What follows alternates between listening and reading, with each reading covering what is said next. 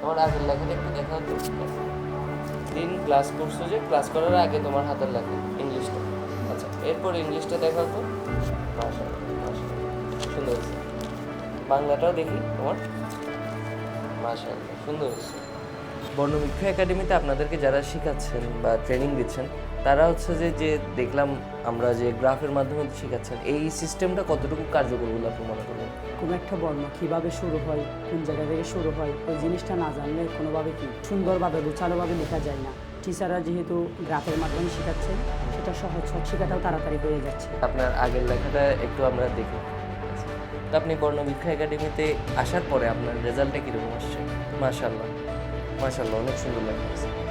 আপনি বললেন যে আপনার ৩ জন বন্ধুদের সাথে আপনি একসাথে এসেছিলেন। আপনি আপনার অন্য কোনো বন্ধু-বান্ধব থাকলে তাদেরকে কি পরামর্শ দিবেন যে বর্ণবৃক্ষতে ভর্তি হওয়ার জন্য?